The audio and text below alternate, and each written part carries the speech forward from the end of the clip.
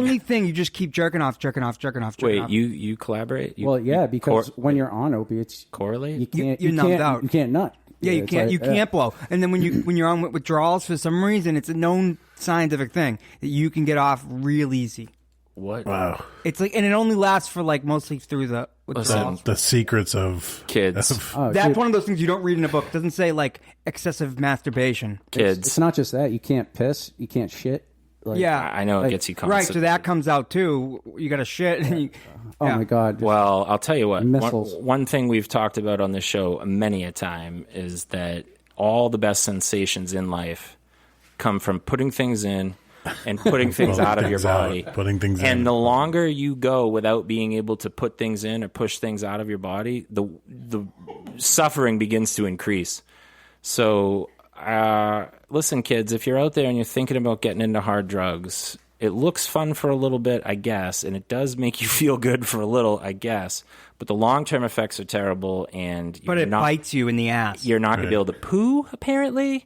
And worst of all, just might as well kiss your nutsack goodbye. That thing's useless. You can't. What about, how does it affect girls? Can girls have orgasms? Girls cannot. I'm sure they cannot. They cannot. My girlfriend used you think to it's a that I had when I was young. It, you mean? Yeah, on I'm it. talking about on withdrawals. During withdrawals. No, it comes out of you like crazy. Yeah, it comes out of you like crazy. Probably from women too. Sounds like an upside. Yeah. To me. No, it's like you go from not being able to do it at all to like getting off within seconds, one after another. Well, You'll I gotta take, say, footlongs, dude, because they've been building up so long. Yeah, footlongs. I have to say, I feel gypped from we talked about poop. I feel check it off the list. I feel gypped by my withdrawal experience. I never got a bunch of ejaculations and boners and stuff. I just got sick to my stomach and felt like ass. I must have not done enough. But no. Reality. UFOs. Science. Consciousness. Sex, drugs, and rock and roll. That might not be a real thing. The podcast.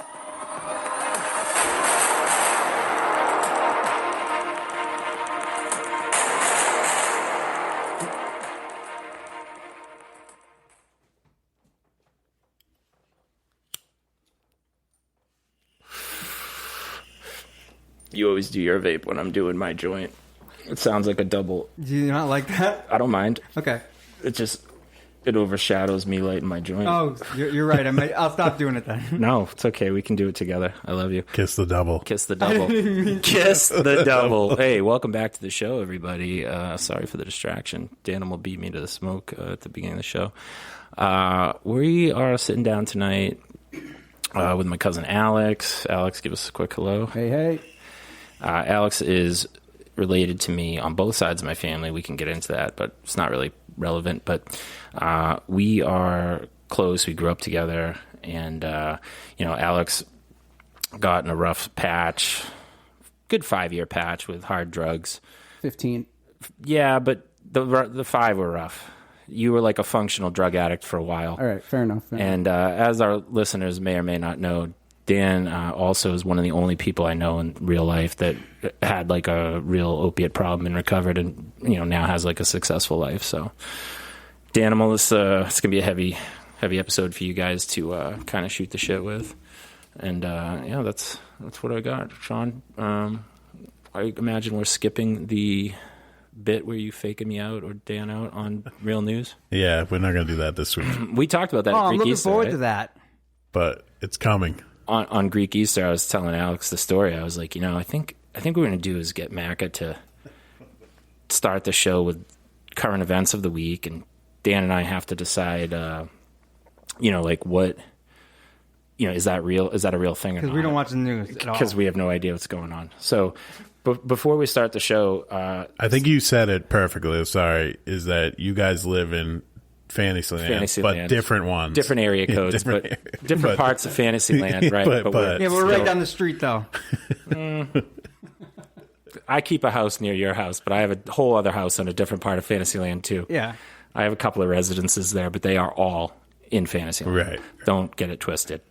So what I was going to say is we're not, when we have guests on the show, we like drop whatever our regular show format's going to be, and we just kind of like go with it and let the guest, let it develop. But I had an idea this week. I was like, we got to get a bit in for the guests. It's got to become a thing. Right. So the idea is, and it's not like anything super original, but I want to like end of the show, we got to blast the guest with like a series of like 10 questions that they got to answer rapid fire quick, like right out of the poster, like a yes or no. Like, do you believe in aliens? Yes or no. What happens after you die?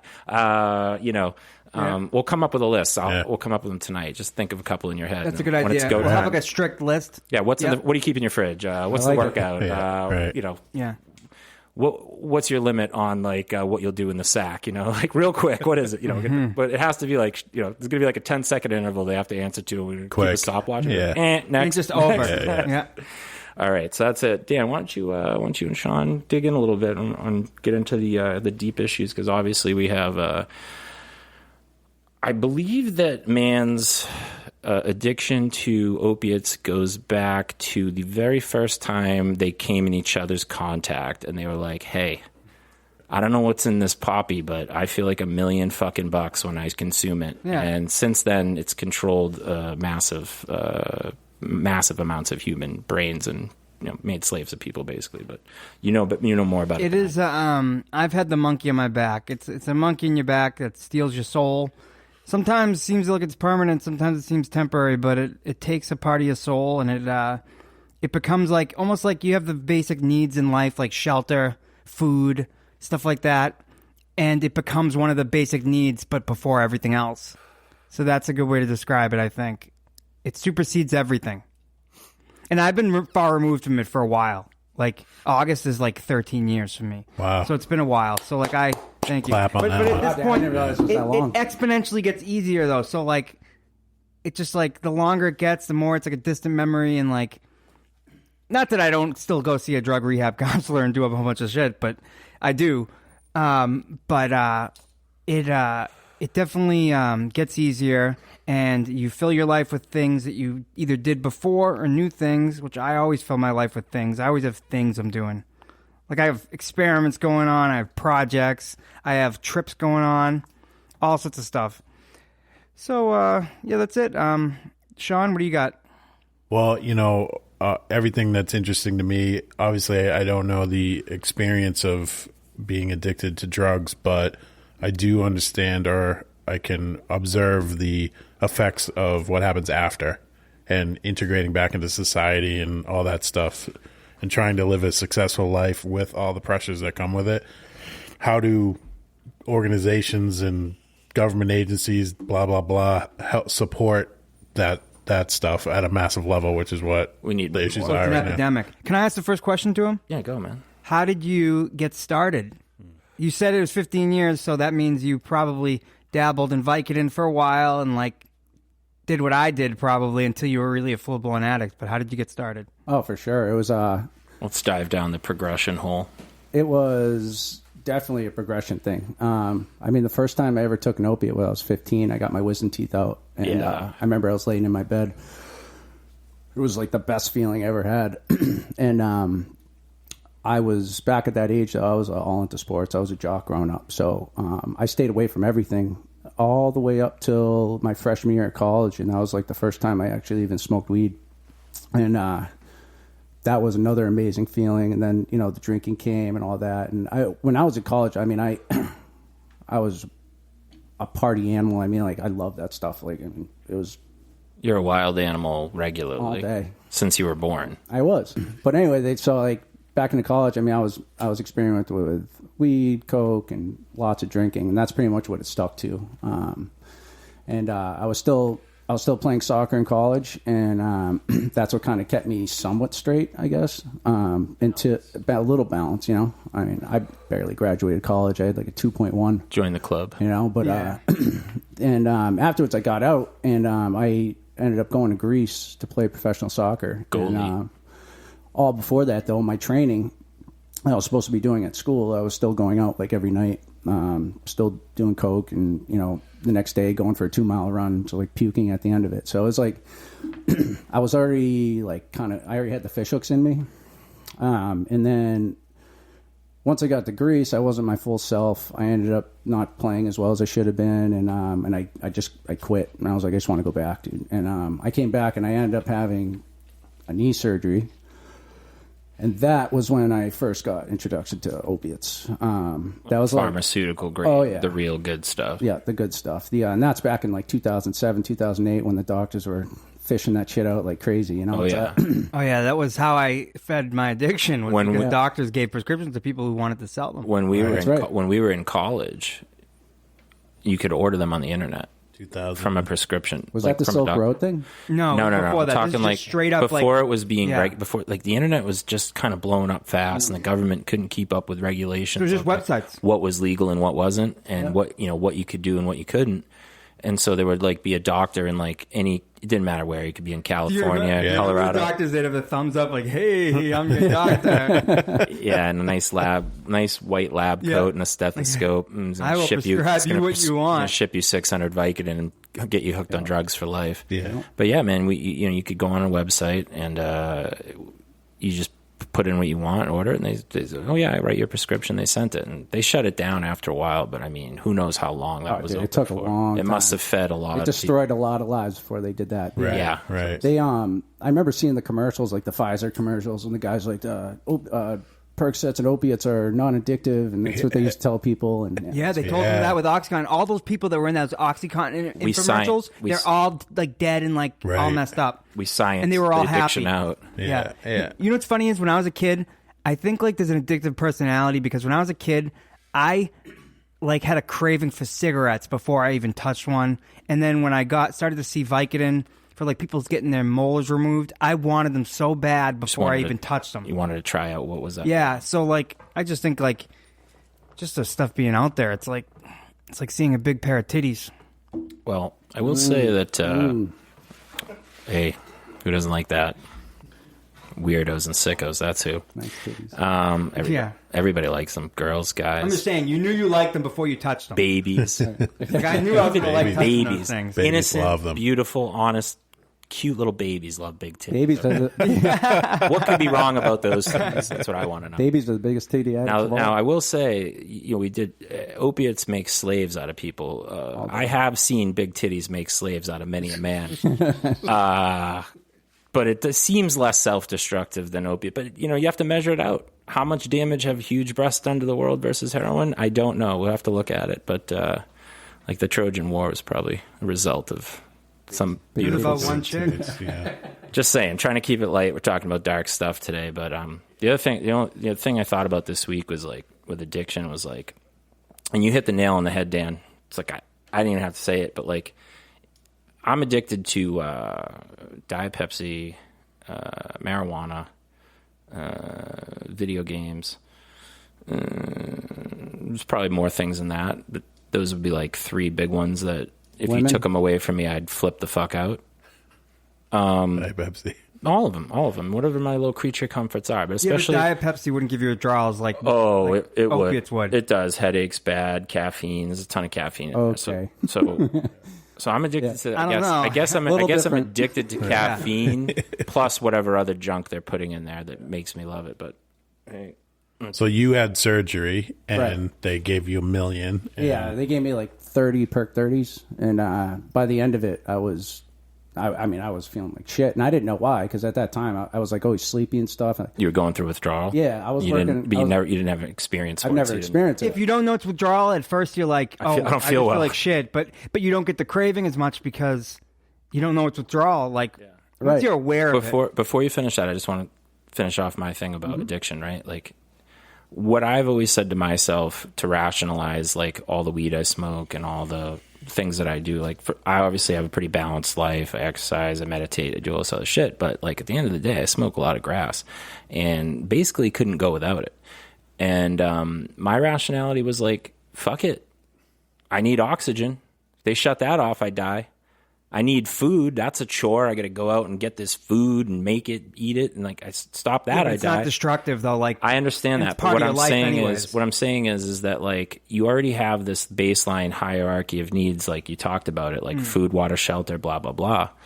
You just add that to the list of things you need, and it's just like one more thing you need, and eventually you're just like it's part of your every day. Like fuck it, I have to get the Diet Pepsi, I have to get the weed, I have to play my video games. Like if I don't do these things, like and it's always the first thing I get to do. Oh, dude, it's the first thing. Diet Pepsi right away in the morning. Bam, right down. So heroin's taken that to the fucking extreme, dude. And what's crazy about it is it's like you brought it up last week, and you were talking about basically all the things we're all addicted to are plants. Or byproducts of plants. Or synthesized from plants.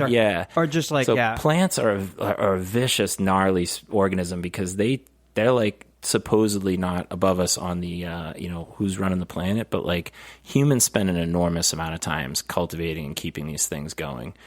We need them to survive for food, but like coffee, man. Coffee runs the world. That's a plant too. Coffee. If you took coffee away right now, like, can you imagine what kind of societal crankiness, suicides, everything? Like, people would be going berserk without coffee, and like, it's countries would fall apart. Plants are insane. Economic infrastructure of certain countries. They're insidious. I just heard about a plant in Australia, which everything can kill you in Australia. It's called the suicide plant. I forget what the name, bindi or something. This plant, okay, makes poison ivy look like nothing. If you even graze this plant a little bit, you will have searing, intense pain for over a year. And actually, one soldier wiped his ass with it by mistake, and he ended up killing himself because it was that bad. Wow. There's like nothing they can do for you. It's so bad. Mark that down for a bizarre beyond belief. So that's a good one. Let's get back to you, man. You get back from Greece. You've got some surgeries. Seems like most people get into opiates from surgeries at first. Get your first taste of real heroin. Here you go. Yep. So I was from a super trusted person. Someone the most trustworthy. Doctor.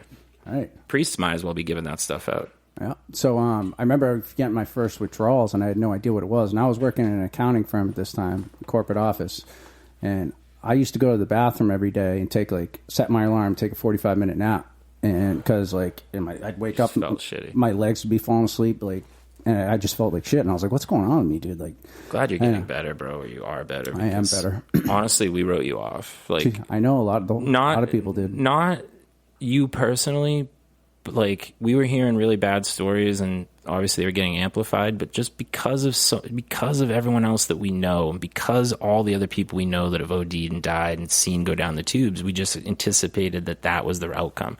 Like, this motherfucker is the only guy I know who ever kicked the habit. You're on your way. Give me 5 clean years and start becoming like this guy, like happy, productive, upbeat, and consistently, and I'll give you a 5-year award.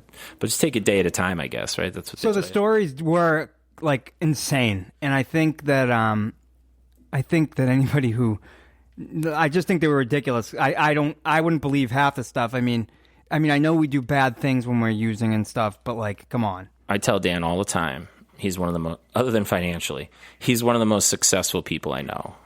I'm getting there too, financially. Yeah, you're getting there, but we can never be like.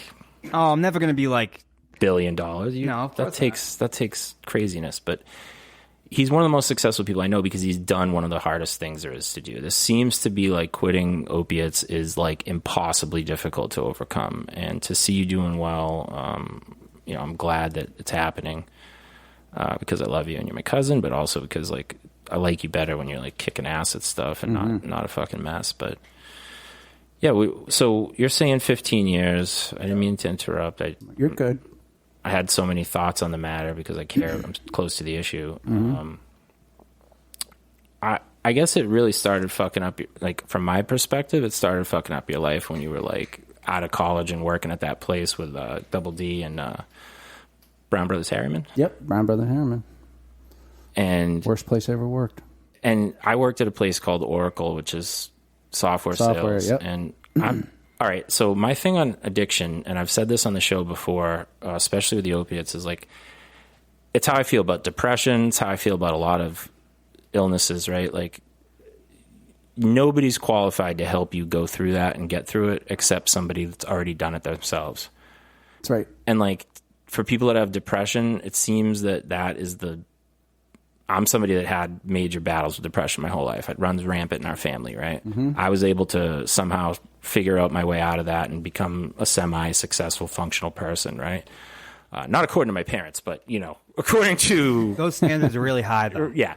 But you know what I'm saying. I'm a terrible disappointment to them, but, other people would look at me and be like, oh, this guy's got it. He's doing pretty well.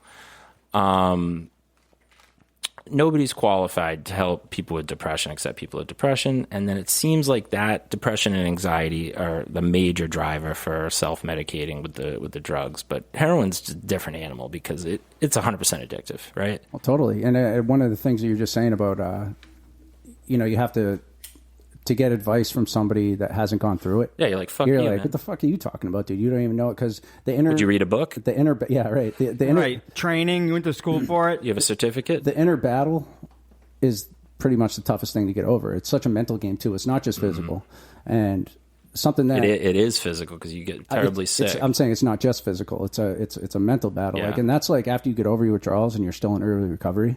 That's the dangerous time. I've been through opiate withdrawals because I had major surgeries on my leg, and they hooked me up to Dilaudid for about 3 weeks. So that's really strong dope, right? And then I was taking, I want to say 6 Vicodin a day, nothing big, the 7.5 gram ones. What does that work out to though? Still, that's enough to have mild withdrawals, probably. Right. Mild. I wasn't going hard with it like you guys, but you have to understand I have a low tolerance for drugs. So 6 Vicodin a day for me was like, that's an addiction.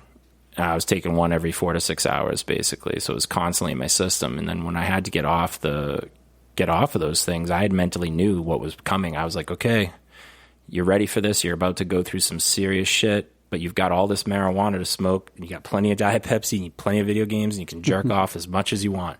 So I was like, can I say this? I clung to those 4 things for about a month, but the withdrawal for me, and I want to hear both your I got to give experience in that. I want your experience and then your experience. You've told me about yours, but for me, it was just like you see in TV. It was like I was puking, I was freezing, I was hot, I was puking, I was freezing, I was hot, I was emotionally wrecked. Now, everybody knows that, though. I have an anecdote that's like some anecdotes that like only addicts would know. All right, hit me with them now. Okay. That's all I got. So this is a good one. Okay. When you are withdrawing from opiates, you can jerk off so many times in a row. It's like the only good thing about it. Why? You can get off within seconds for some reason and then So do it again fast. within like a minute, right? So fast. I don't Speak for understand yourself, it. So number it's the one. only thing. You just keep jerking off. Wait, you collaborate? Well, yeah, because when you're on opiates, correlate? you can't. You're numbed out. You can't nut. Yeah, you It's can't. like, You can't blow. And then when you're on withdrawals, for some reason, it's a known scientific thing that you can get off real easy. What? Wow. It's like, and it only lasts for like mostly through the withdrawals. The secrets of Kids. Oh, That's dude, one of those things you don't read in a book. It doesn't say like excessive masturbation. Kids. It's not just that. You can't piss. You can't shit. Like, Yeah, I know it gets you right. So constipated. that comes out too. You got to shit. And you, Oh yeah. my god. Well, I'll tell you what. Missiles. One thing we've talked about on this show many a time is that all the best sensations in life come from putting things in and putting things Pulling out of your things out, body. putting things in. And the longer you go without being able to put things in or push things out of your body, the suffering begins to increase. So, listen, kids, if you're out there and you're thinking about getting into hard drugs, it looks fun for a little bit, I guess, and it does make you feel good for a little, I guess. But the long-term effects are terrible, and But it bites you in the ass. you're not going to be able to poo, apparently. And worst of all, just might as well kiss your nutsack goodbye. That thing's useless. You can't. What about, how does it affect girls? Can girls have orgasms? Girls cannot. sure they they cannot. They No? cannot. My girlfriend used You think to it's a that I block- had when I was you Oh, think it's like on a- it, you mean? Yeah, on I'm it. talking about withdrawals. Oh, during never withdrawals. mind. No, it comes out of you like crazy. Yeah, it It's comes out of you like crazy. Probably from women too. Sounds Yeah. like an upside Yeah. to me. No, it's like You'll you go take from it. not being able to do it at all to like getting off within seconds, one after another after another. Well, You'll I gotta take say, like footlongs, dude. Like because they've been building up so long. Yeah. footlongs. I have to say, I feel gypped from We my. talked about poop. I feel check it off the list. I feel gypped by my withdrawal experience. I never got a bunch of ejaculations and boners and stuff. I just got sick to my stomach and felt like ass. I must have not done enough. But No, but it still doesn't feel. Your body's just like hurting. So I never bad. never got to a point where I couldn't blow my. That's like the one It's just thing one that thing makes you you can feel do good. for like a few Yeah. seconds, but it's like your body's still killing. Your body's killing. You're sweating so bad. Give me yours first, and then let's go with it, Alex. What you come to me one day and you're like, I've got a heroin problem. I'm gonna tell my parents and get some help. They choose not to go with traditional treatment methods at first. Granted, your mom's a nurse. They locked me in the house. They locked you but down. I went to in a room. outpatient. Oh, you did? Yeah, You I did. did. Okay. I still go. I did the lock in the house. My counselor now is a addict as well. Actually, That's He's good. Yep, he's a therapist. He's That's an- good. That's good fulfilling work for people that have gone through that too, because you go through like a terrible, terrible, horrible experience that basically almost like Dan. You ever OD and die? No. Alex, how many times you OD? Like a major one? Like I know you've OD'd where I've seen it happen. I'll tell you about it later. But, well, there you go. You don't even remember. I don't. Well, believe me, I do. But I've heard stories like how many times you overdose and almost die. Probably twice. One was really serious. That was when I was in North Carolina at the end of my trip, my journey of using drugs. So, I was that day. I was working at a construction company, and I was a labor foreman. I was working like 80-hour weeks, and I was using meth at the time too. I heard this, so I was going to ask that. And were you mixing meth and heroin, just getting whatever you could get in you? So when I moved from Dallas, Texas to North Carolina, and I couldn't find any heroin or anything like that in North Carolina. So it's a problem. And I had all these like tools and stuff, so I was like selling them on like Let Go and shit. And I met this guy, and he offered me meth the first time, and I was like, "Nah, dude, I'm good. And I ended up going back to my house, and like a couple days later, I sold him some more tools, and then he put it on another one, and I was like, fuck it, dude, I'll try it. Why not? You were hurt, and you wanted to try something. I tried something, dude, and like, wow, like it was just blast to your brain, dude. Like I can't even explain it. Wait, did you get rid of the withdrawals? I wasn't like full blown withdrawing at that point. Oh, so it's just enough. Yeah, I kind of already got through it a little bit because I couldn't find anything for a few days. You know what? Let me ask you a question. This is a very anxious thing about that addicts have is finding the drugs, because sometimes it's hard. So when you're down there, there's like that's why I made my huge anxiety about finding what you're going to find. Oh, You yeah. didn't even find it to begin with. So listen to this craziness. Danny will understand this. So when you could be hurting so bad, withdrawing like absolutely terribly, and then the second your dealer answers the phone.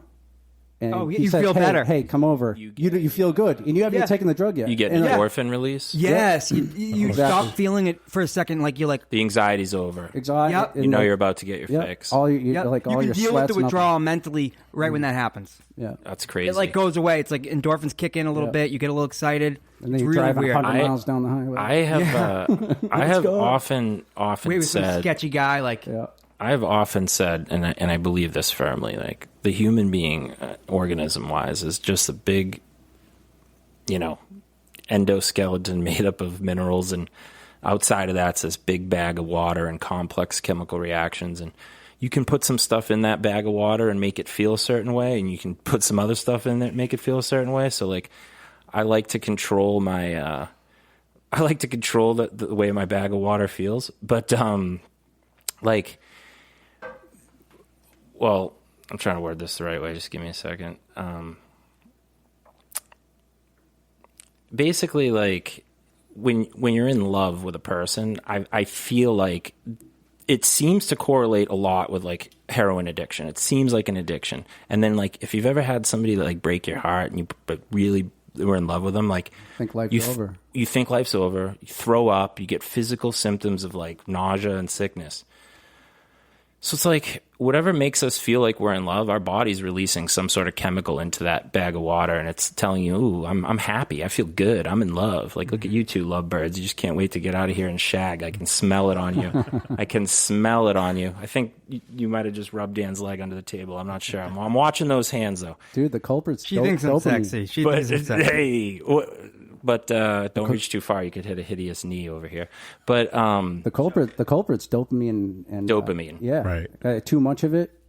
So your body, when you're in love, you're releasing dopamine out of control. Same thing with drugs. I think gambling addicts have that too, right? When their body releases like 1,000 times more dopamine than you. Like you and I will go hit a jackpot at Foxwoods right now. That's scary because there's no drugs. I'll be like, awesome. There's no drugs to rid your body up. Well, your like, body's producing the drugs. At least with opiates, you can like. You have like a progressive like set of expectations and like goals to hit, but with like gambling, it's like it's all in you. It's like you. This is you doing this. So how do you break that? It's just a lot harder to break. Well, your body's making the dopamine, and I think that they just release way more than. Well, right, but like, how do you stop that?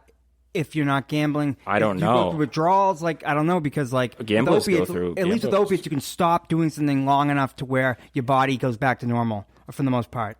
Gamblers go for withdrawals. I'm sure they do. I just think that it's just I not think a physical- You can't hide. It's not. It's a mental. It's a Yeah, withdrawal. mental. You can't get away from it like you can with opiates. I think you can change a lot of things in your life. Yeah, but what if they are feeling a physical withdrawal from the dopamine? Maybe they are. I don't They know. probably are. That's what I'm saying. Dopamine's a very real villain here. I mean, like you said, with love, you feel sick. You know How from you it, feel not is having- just chemicals in your body telling you That's feel a it. certain way. It's fucking brutal.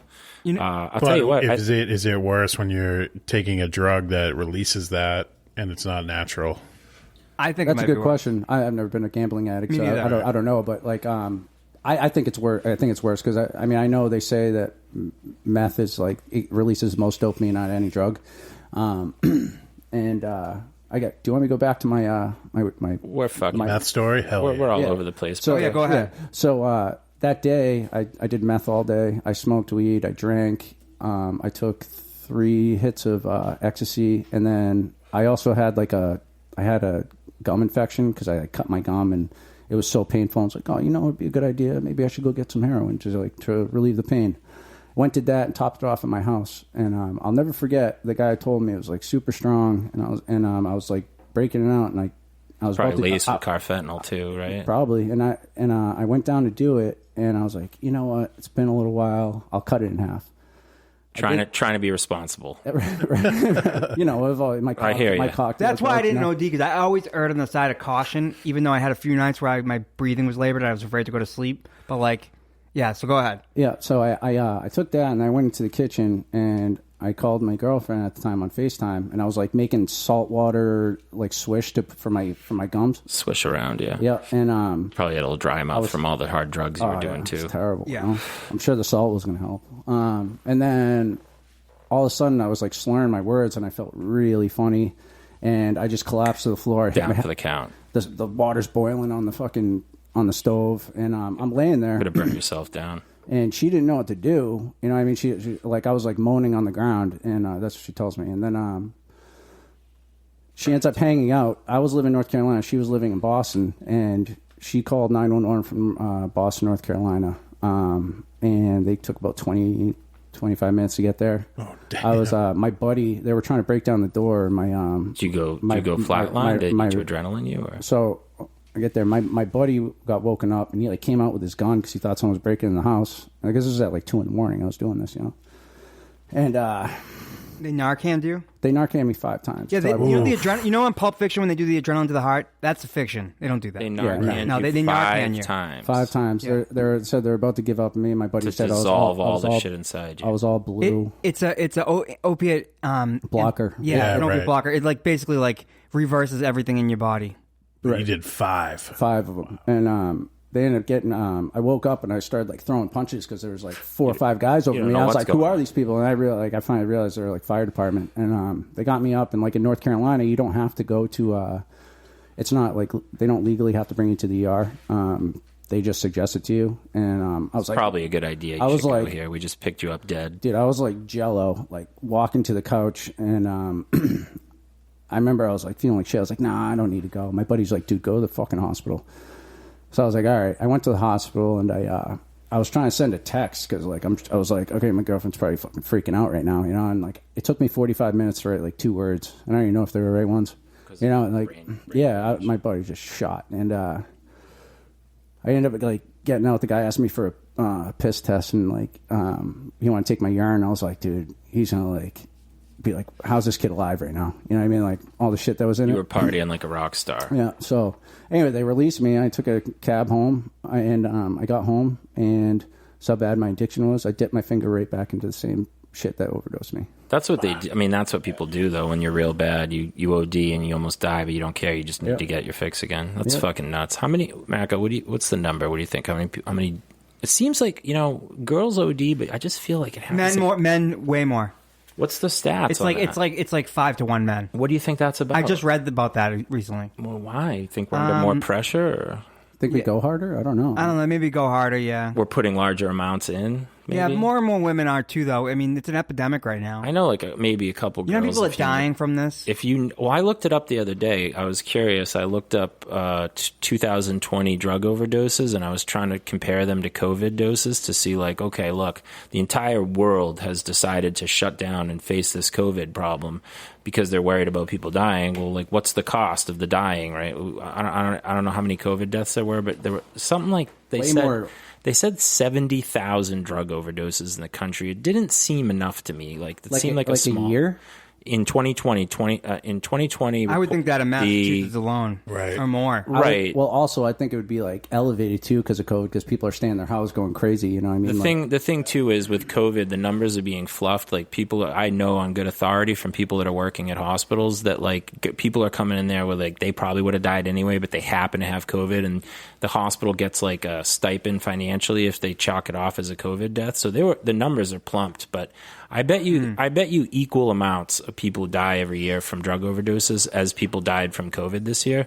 And to look at the response resources that we put into COVID versus like the resources we're putting into like trying to rehab people, it's not even a drop in the bucket. Before I just tell me to remind you about this. Like, all right, I'll just talk about it now. So, like, there was rehabs have turned into business big time in this country. Of course. And I want to hear about your rehab experience. I found out you went to an expensive place. How much was it? I did. Well, big bucks. It was Give me my the third number. place. It was $12,500 a month. And you were there a whole year. 6 months. All right, so it's like you can spend $100,000 in rehab easy if you come from like a family of means, or they can figure it out. And I think if I went to, it's a private organization, so they run it how they want. It's not like blanket recovery like all the other places. Yeah, you didn't like, go to a state. The insurance companies run those places. You know what I mean? So there's a specific thing they have to do with you, specific like teachings they have to give you, and all that stuff. And it doesn't work for everybody, because the reason this place worked for me so well is because every single person got individualized treatment. And what's your problem? What's like, and I was going to speak on this earlier too. When you start using drugs, for the most part, I mean, for me, I shouldn't talk about it for everyone, but like for me, I wasn't in a bad place. I was just having fun. You were in your I was prime. having fun. Yeah. And then as it progresses, you get far worse, and then you get depressed. You have no money. You start doing shittier things, and it changes you mentally. You know what I mean? So you go into rehab, you're not just kicking drugs, you're kicking your depression, you're kicking why do I feel like shit? Why am I feeling less than? Why, like all these things, you know? And that's what this place did for me. They get down to the why of what's going on with you inside, like emotionally. And I got through, I mean, getting through that was almost harder than getting through the withdrawals. It's hard to figure out. Some people go to psychiatry their whole life and talk to a guy and never figure out what's really eating them at their core. When you go there, do you right away you detox first? So because you can't get to work if you're sick. So this place being private, they don't detox people. They send them to another detox clinic, and then you come back after like a week. Gotcha. Why? They don't want to get sued. Yeah, they don't deal with any. They don't have the resources. You can't use methadone. You can't use Suboxone. You can't use any of that. This is purely a psychiatric wellness place. They detox you at this other place. Do they give you clonidine and benzos and stuff like that, or they just let you fly? Well, at the other place, it's up to their discretion. What you come back as. What was your withdrawal experience? So off of meth, it wasn't that bad. I slept for like 7 days. You get sleep paralysis at all? No. I was using that for 6 months, so like I don't know if that's like not long enough. You slept for 7 days because why? Because meth cranks you and you were up nonstop. I was up for like so your body was exhausted. Your body was exhausted. I was going to say I've withdrawn from Adderall before, and I got sleep paralysis like crazy. The human brain does some weird shit when you stay awake for a long time. Even if you're pumping it full of like drugs and stims, like you start not flagging memories, you start losing like time. It's designed to go to bed regularly. So you were up for 15 straight days. Yeah, there was a point where I was up for 15 days. And I was working like nonstop. I was working like 16-hour days, and I was killing it. And like with meth, you feel like superhuman. Like I remember I was picking up these things over my head like Atlas, dude. And they had and like throwing them into the dumpster, and people are looking at me like, holy shit. People must have known something's wrong with you though. You're up that long. The Nazis, it's the eyes. The eyes. The Nazis were cranking some of their soldiers full of that stuff as part of their Blitzkrieg campaign. That's right. They were like, "Hey, I got an idea." They're like, "Oh yeah, Yeah, Yes. good idea. That's what- Soldier doesn't need to sleep. Like we can march him for days. That was the fuel for the war machine. They pumped these Nazi soldiers up full of crank, which also, again plays weirdo havoc on anyone. And then they marched them, nonstop, point A to point B, and they took over Europe fast because their guys were all hopped up on fucking meth. And that's the truth of it, I believe. Whoops, sorry. So you would say that? Your withdrawal experience from meth was no good, but surely you must have had a bad withdrawal from opiates at one point. Oh, every weekend. So when I was like around Every week, 27, 28, I wanted to stop using. I just couldn't. I remember. And I would, my thing was I would go into my room and I'd lock the door and I would withdraw on my bed. And it was just misery. I did it for almost 2 years. So this was like you trying to get clean? Yes. You needed the drugs to function Monday through Friday. So, yeah. And for work. And then by Monday would come around. I'm like, fuck. I still feel like shit. There's no way I can go to work. Yeah. And started for me even to think that was going to work, you know what I mean? It's just a false hope, I guess, you know what I mean? But, and I'd go back the next day and boom, you're straight at it back again. Sucks, bro. How long, or this is a question for you both, how long was the transition from pills to heroin? I don't think. Well, I pretty much always used OxyContin. You never shot heroin, okay. have No, you? but I've used heroin, but mostly OxyContin, which is the same exact thing. Wait a In second. fact, it was more just dependable sometimes than heroin. Time out. Sometimes I get fake heroin, I get brown sugar. Yeah, Like, time out though. You shot heroin with a No, needle? no. Snort it? Snort it. Gotcha. And you've shot it with a needle. I've never done any. Snorted it. No, just snorting. Yeah. Just as addicting. Yeah. Just snort. Yeah. But you did a bunch of blow before that, so you're like, I'm used to this. Oh, yeah. Right up the old snoot. Yeah, Like gross. nothing. Yeah. Well, What about for you? How long, I used perk 30s for about, and every once in a while OCs when you can find them. Just but, like OCs, just 30 milligrams, not 80 or 40. Or... I did that for 8 years. Wow. And then I remember there was a big bus down in North Carolina, except they funnel up the East Coast, and everyone was dry. And someone offered me heroin. And I was like, I don't want to do it. Yeah. It's like, I was doing something that was okay. It's the same thing. It's just synthetic. You know what I It's mean? not even next level. It's equivalent. I just want to give you some background on both these guys too for our listeners. Like both you guys come from what we would consider to be like good, successful families, like good family situations. You were loved. Dan less than this, Alex, but that's okay. That's just it's the truth. Your parents loved you more than his parents loved him. If you could weigh it out on a scale. Really? Yeah, totally. There was only 2 of them. They were the boys. They were Greek. There were 4 of you. You know. I'm good with it. You were good when you were young. They loved you. You were good at hockey. But then after that, things went down. I was rebelling. I was dyeing my hair blonde. When it became when it became apparent that you weren't going to be awesome at football, you started losing favor with your old man. And then after that, who knows what happened with your mom? But I think your mom. I think your mom actually. I think your mom loves you all the way. No, my mother. I'm her favorite. In fact. Yeah, I think so. Yeah. You look just like her too. But Yeah. both. She's told my siblings like Dan's my favorite. Well, you're the most real, down to earth, right? So the other thing with you is you guys both come from these homes where you're loved and you're like fostered and you had all the basic like good chances in life, right? Then, basically, what it boiled down to was like you both had some anxiety or depression issues, or you got introduced to these drugs from doctors, right? Or the combination of all those things. But somehow you got led down the road. And once you started down the road, man, you guys went down the fucking tubes. And if my understanding's right, because like you never went and worked at a corporate office job because you just couldn't cope with it. It was not you. It's not. No, it's I not for can't you. work at a corporate office. But I had maybe once in a cubicle. I didn't last long. You tried for a long time to force yourself into that role, and I hope now it seems like now you've not doing that anymore, which is good. But for a long time, you were like forcing yourself into this. Like we talk about it all the time, like the picture perfect role. Like get a good job at a good company, get a 401k, buy a property, raise a family, all that shit. Yeah, get a college degree, right? So like you guys both got your degrees. You actually had money saved up, put in the bank, whatever. Dan had $20,000, $50,000 worth of Star Wars toys. I sold them and plus then I used it on drugs. Plus the all of it. Camaro. Oh, So you shit. guys blew every dime you had on drugs. Oh, yeah. Both of you. I had $80,000 in my 401k, and it is gone. And it's You know how easy the Drugs. addiction was when you have the money. You know how easy the addiction is. You have no issues whatsoever because you can just buy them every week, and then eventually though it starts dwindling down, and you run out of money. So yeah, I mean, you've both thrown away huge amounts of money on drugs. I don't even want to know, dude. There is a freeing aspect. The money loss sucks, right? But there's a freeing aspect with like hitting rock bottom and having nothing, and then be like, I've got nothing, and you have to like rebuild from there. Well, rebuilding too. When I rebuilt, I went at it. Like for some reason, I just like I went at it, and I got a job, got a car, met this one over here, my wife, and I remember. Like it was all within like quick succession. It was like putting the secret out to the world kind of thing. You have that sense of urgency on you right now, like you got to catch up, or are you just trying to get by? Or I'm talking to you, Alex. What's your emotional? Yeah, dude. What's your mindset? That's one of the things. Like when you get out, like, or is it? You're like, all my friends are doing so well. They have all this shit together, and I'm here.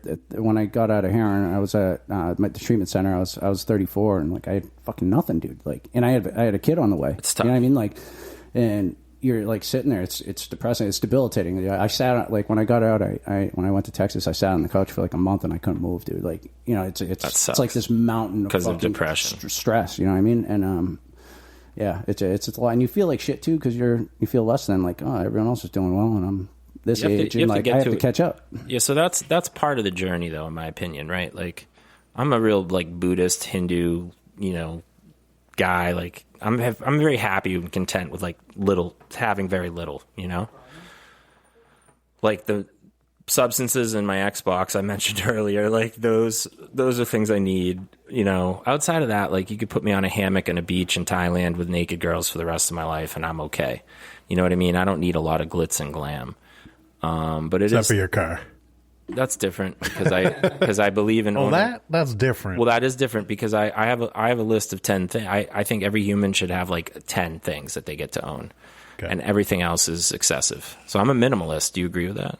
No, but fuck you. Mm-hmm. Yes and no. Yes and no. Yeah, but you do have 2 cars, so. But that's functionality though. Yeah, and that's out of necessity for work. Right. It's because of my kid, my dog. And I gotta have. I'm working so hard all the time. You have to reward yourself. Something. You know what I mean? Can I have something, man? I'll give it to you. You can. Thank you. If we become successful someday, I'm gonna buy Dan an IROC Z28 from the '80s and not even tell him. Just show up one day and give it to him. Okay, but that's different. That'd be fucking I'd be great. so excited. But dude, the things you own end up owning you, and you get stressed out. Okay, and it is tough when you have another pressure that we haven't really talked about is like the sibling pressure or the even you could just call it like peer pressure with your cousins and your friends, right? So like I got a friend of mine, the Moon Man, super successful, made a lot of dough on his own, worked his balls off, fucking works out, keeps in shape. He's got a wife that loves him, 3 kids that are dynamite, they love him, right? I look at him and my immediate instinct is always that I'm happy for him and that I'm glad he's doing well. A lot of other people look at it and they're jealous. They want to knock him down. They want to, pick away at why he has what he has and blah, blah, blah.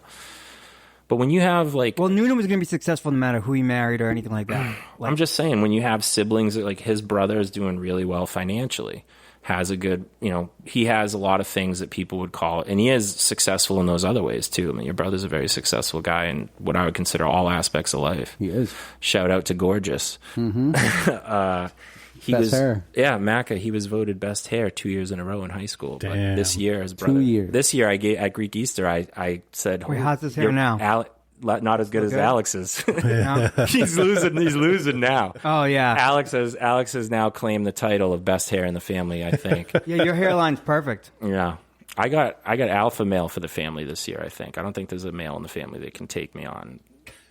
If you think I'm full of shit, take a run at me right now, or just say you disagree. Just say you disagree, but like that's much easier. I can't think of anyone. I'm looking at the family this year, thinking, all right, I got it. All the dads and uncles are too old now; they're falling apart. The young kids aren't strong enough yet. This is like my time where I can like still knock the little kids around. Sorry, and the old dudes are practically falling down on their own. Oh yeah, they're but what I'm saying is, dude, the things we own end up owning us. Like your bro owns a lot of shit. He's stressed about it all the time. My old man owns a lot of properties, a lot of other bullshit. He's constantly stressed. Mackie, you mentioned it earlier, like 2 cars, whatever. The more shit you have, the more it piles up, the more you can't just sit there and relax and enjoy nothingness, okay? Like, the more cars you own, the more oil changes you have to keep up with, the more car payments you have to pay, the more fucking insurance payments you have to pay, the more if this little piece of shit broke down on car number 1, I've got to get that fixed. The more houses you own, same thing. You got to pay this, got to pay that, got to fix this, got to fix that. You have no time to yourself to just be. You know, the one other like perspective of that is like, I think like my brother, it's very successful, but I also think he loves it and he loves doing it. That's what makes him successful. That's what makes him successful. He enjoys it. I mean, I think some people may enjoy the stress or like. But he's not trying to stuff himself into a role that isn't good for him. Not at all. And you were. Yes, agreed. So I did too. I made the same mistake for a long time. I worked in corporate America for like a decade, and then I just kept basically having like small successes, but overall failure because it wasn't for me. This dude lasted a week tops at most jobs, and we were growing up. He's like, I can't fucking stay. You know, I would work in like an office. These people are assholes. They would give me my own cubicle, and I'd be like, get me out of here. Get me the fuck out of here. Soylent Green is people. Yeah, I wouldn't last. I have a question for you guys, and I guess you both kind of, in your own way, do it, but do you think that like physical manual labor jobs are better for people that are in recovery than like, say, like working in an office? Because I feel like you're getting some exercise. You twiddle your thumbs. You're out in the air. You're always got you're doing something. You're antsy, dude, when you get out. What do you do right now? Also, like being physical labor. You sent me a video of you up on high. Yeah, so I work for a construction company, but I'm not doing the labor. I'm an engineer. So I'm like doing the plans, laying out the building for them. And why were you up high in that building the other day? Because I was explaining to the guys what to do, what goes where. I shit my pants looking at it. I know. We're 150 feet in the air. Where was it? It looked like you were a putting mile addition up. to Northeastern. Oh. He sent me a video like, hey, look at this. I'm just, no big deal. I was like, bro, I shit my pants. What about you, man? You work like with your hands now. You create, you're sculpting. Yep. That's a good role for you. It's great. It's what I like to do. So you got to find. It's what I like to do even if I didn't have a job. It's what I would do in my own time. Like, that's rare, I think. Yeah, no, that's what I like to do as a hobby. Like, and I get to do it as a job. All sorts of weird, eclectic projects I get. I get everything. I have to refill my drink, but you guys take it away for a minute. Like some weeks we'll be making like some crazy like detailed like leaf kind of flower wall paneling thing that like blends into the wall perfectly out of plaster. And then we'll be making walnuts, designing walnuts for like a plastic walnuts for like a magician. Like, we do all sorts of weird stuff. So I mean, that's what I like to do, and I like to problem solve. I'm busy all day. I don't even take a lunch break. I just eat while I'm working. I don't like to stop. Do you work for someone, or is your own company? I work for a company in New Hampshire. Oh, yeah. We do our main thing, our bread and butter is like ornamental plaster. So we do like crown molding and like we do old school stuff. Like, we just ran a banister up a spiral staircase by cutting the plaster, wet plaster, with a knife all the way up. It's like old school techniques. Like, keep running it, new plaster. I don't do that stuff. I do like in studio sculpting, mold making, casting, painting. Restorations is basically my expertise now, is restoring artifacts and art and sculptures. Alex, you must be in an office for a little bit of your job. Yeah, it's like it's a trailer, really. Yeah, okay. It's like a mobile office. Right. Yeah. On site. Yeah, on site. Right. Always on site. Yeah. You guys both create shit too. Create shit. Yeah. I mean, basically, that's what you're doing. That's right? what my problem was with accounting when I was there too, dude.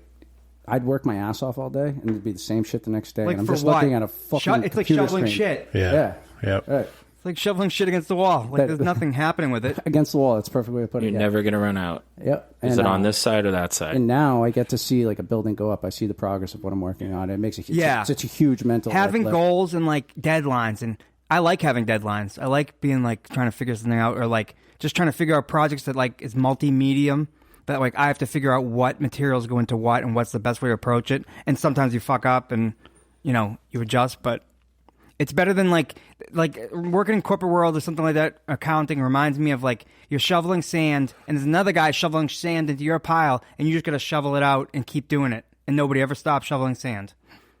Not saying anybody who works in those things is bad. Like, part of me wishes too that I used my energy and my creativeness into money. Like, I could have gone into like stocks and and like what is it called, e-currency, whatever, Bitcoins and stuff like that. Right. But I didn't do that, and so I'm not like reaping the benefits of that kind of stuff. But yeah, but like you can't just go out like if it was easy and all you had to do was just go out and make a bunch of money, everyone would be running around $1 million. No, I know. Like, I'm just saying though, there's a certain type of individual that can do it, and most of us just don't have that. No, but whatever it is, having the drive to crack a code and learn something that's really hard to learn. That's what I think I can do if I had the interest in it. That's all.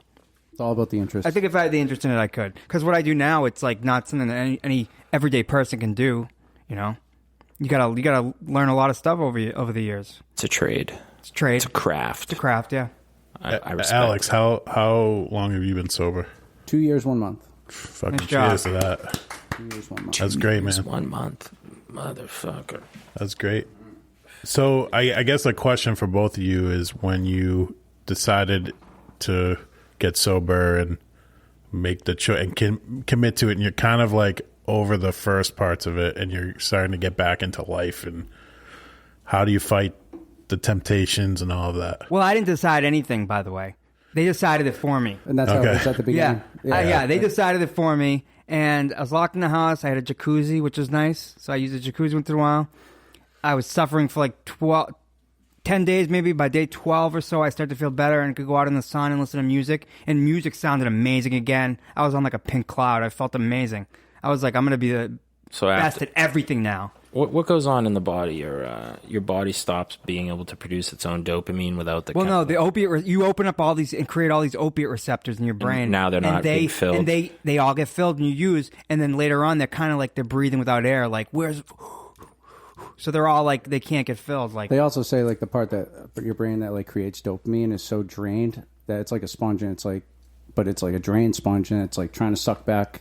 But your balls are backed up forever, and they're just dumping out left and right. And Yep. And it's just not there. It takes like up to a year till your brain comes back to normal. You can have post-acute withdrawals that like linger. You're asking about long term. Like he's been sober 2 years now. Yeah, I just wanted to know. We're not talking about when you were locked up. Progression here of being sober. You're maybe 6 months sober, or 3 months, whatever. I know, Dan, you said you got locked in.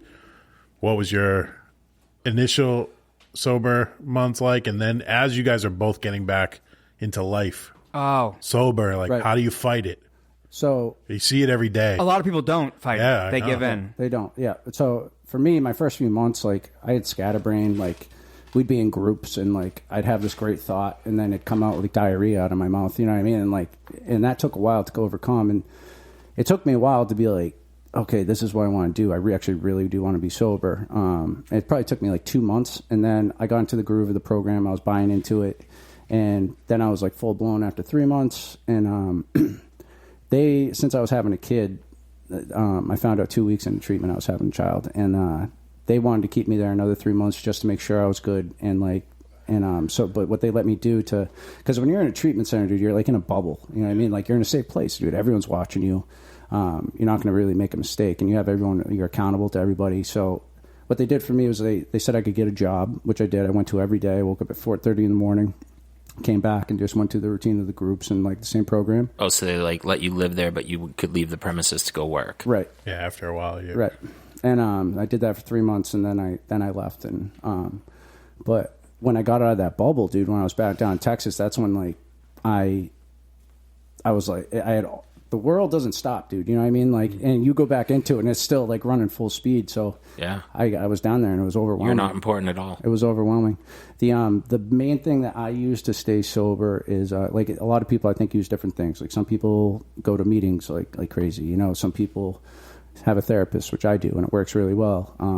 I talk to them every week and check in. And then also another thing that works for me is if I'm ever feeling a little funny or like anything's going on, I'll immediately call one of my people in recovery that I trust. I have like the guy that runs the place where I went to, he says like, if it was overtime and you had to have a starting five, have one of those at all times, and like so you can call him if anything's ever going bad.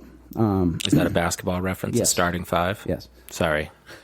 Just want to make sure. I want Macca to know that I know. Yeah. That I know. I didn't know at all. I had no clue. Yeah. Well, the guy that ran the place was a Boston Celtic, so that's why. Oh, cool. Yeah. Chris Aaron. I don't know if you guys know. Oh yeah, absolutely. You would know. I should have told you. Local to say that. It guy. was D Brown.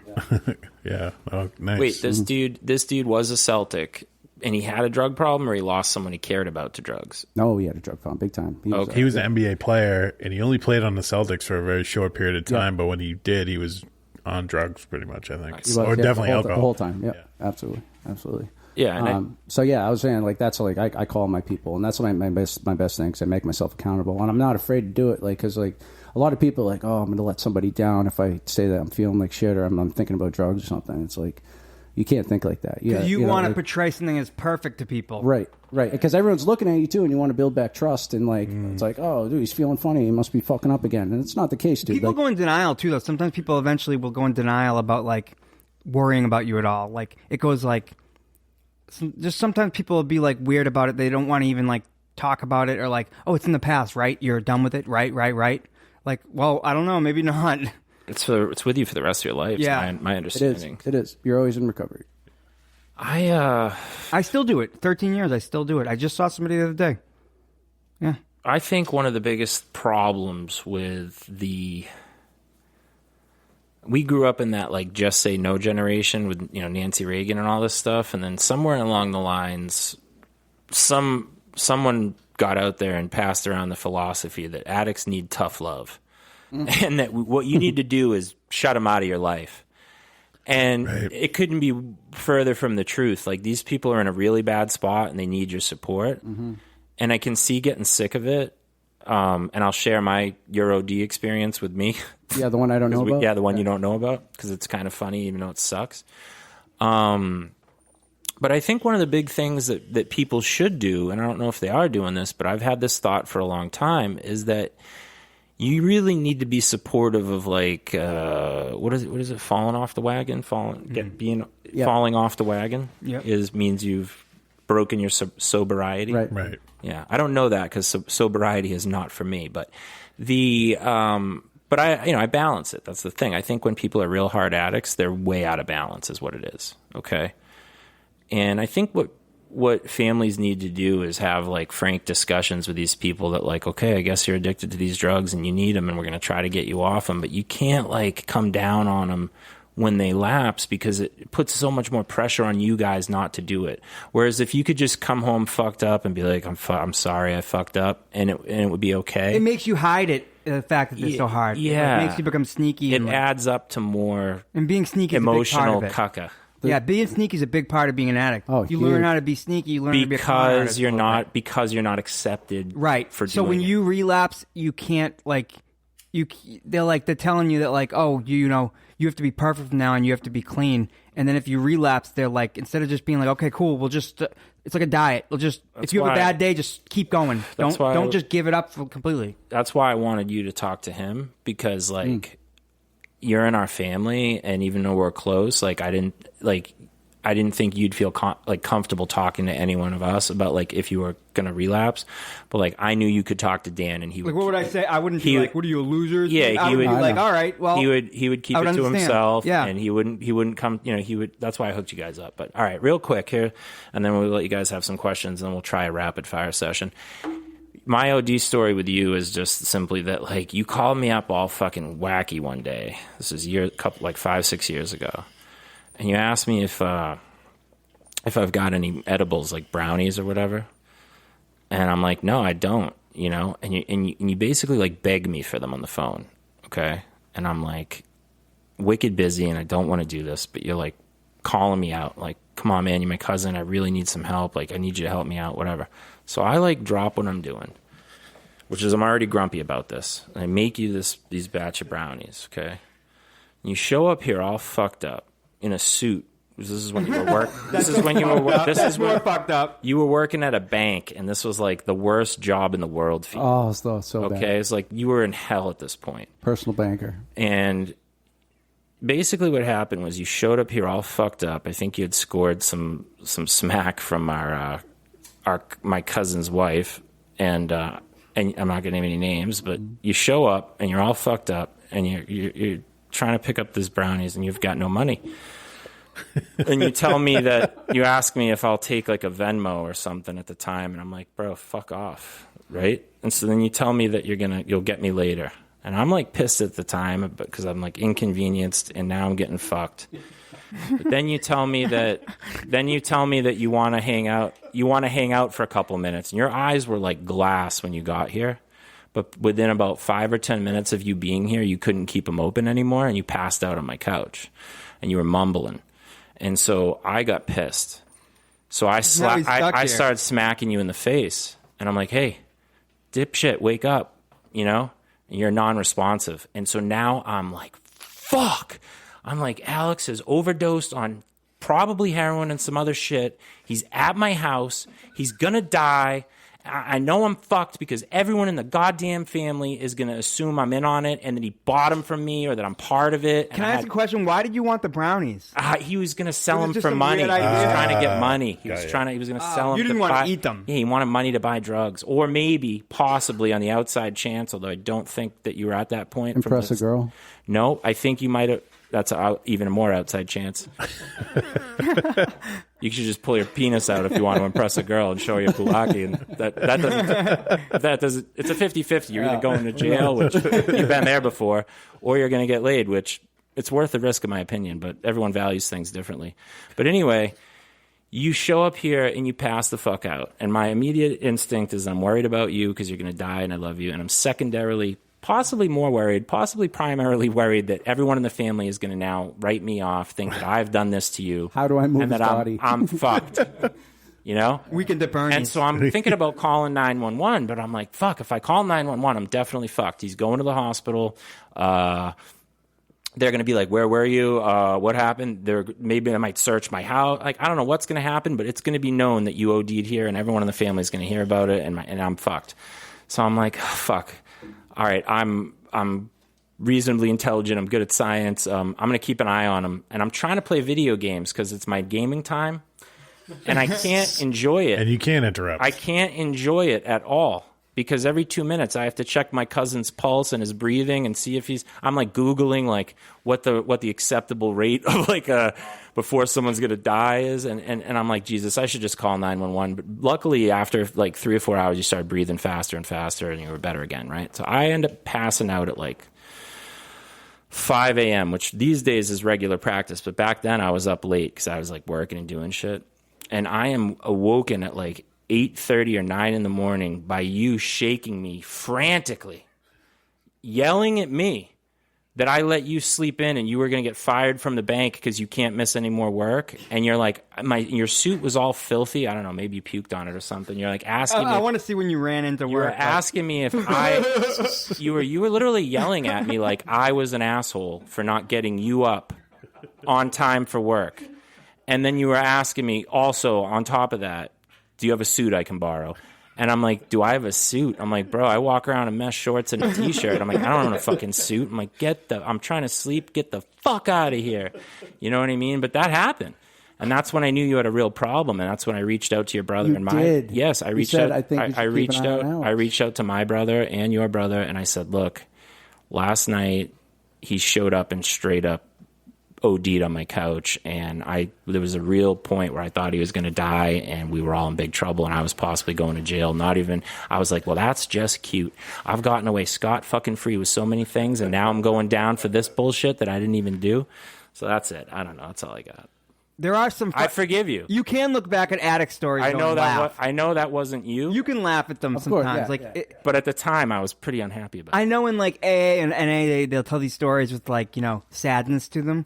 But, like, I think some of them are funny. No, they are. The image of him running out, like, in his dirty suit, it's with his face and his eyes looking all like crazy. frantic, screaming and yelling at me, like, angry. Like, go to sit behind a desk at a bank. You said something like, bro, what the fuck? Why didn't you wake me up? I'm like, did you ask me to? Like, was I supposed to? Like, I don't know what. Did you end up going to work that day? I don't even remember this whole fired. situation. I just can imagine you walking to your desk and people just look at you like, what the fuck? What's wrong with him? He's like... Good luck counting the money that day and keeping. And then what a worse place to put an addict than in a bank where you're like going to steal some money. It's got to be like, you might as well just put you in a heroin processing plant and be like, don't touch anything. I don't know. That's all I got. We got time to keep going because we do go longer for our guests. And, if people need to take a break in our podcast, all I got to do is hit pause and keep going. But I want to let Mac ask some I have questions. a question for both of you. So I actually have two. Well, let me start off with this question. A lot of people get connected to opioids through their doctors, right? You guys both had that experience? Yeah. Yes. No, not me. Well, You were, I did. yeah. No, I wanted them from the minute I knew what they were, and I acquired them. He was doing it to be cool. Yeah. No, He knew like no, rock because stars I did found some in my parents' closet, like in their bathroom. I found a bottle of Vicodin, and I go, I'm popping 2 of these, and I did, and I was so stoned that I was like, and I just kept on wanting them after that. It was an instant. Instant love. Yep. I mean, in the Motley Crue movie, what's his name? Nicky Sixx said he's talking about lover. He fucked up something part of his life, and he goes, "It's because I had fallen in love, and her name was heroin."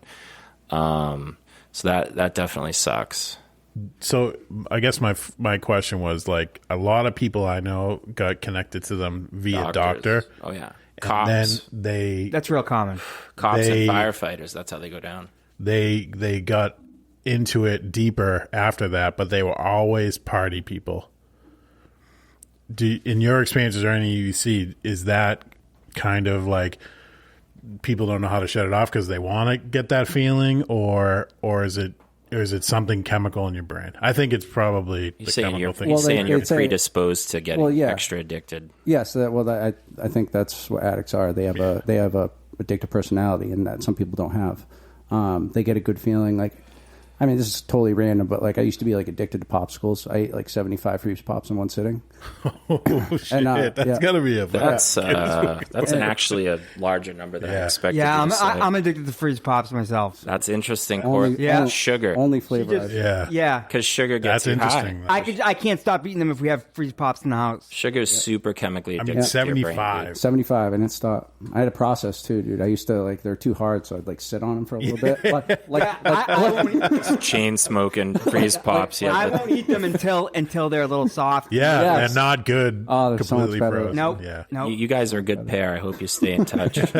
Seriously. Yeah. You're both wrong in the head in the right way, or the same way anyway. I don't know if it's right, but yeah. You know, for me too, when I was younger and like shy with girls and stuff, like for me to have like pleasure at a party, like to feel a lot of good. times it would be like drugs instead of like chicks. Because like I'm 5'5", like I'm like me dating is like a guy with a felony on his record, like getting a job. Yeah, but you It's got like the same kind of thing. You got a pelvic like, thrust like I nobody. do. All right.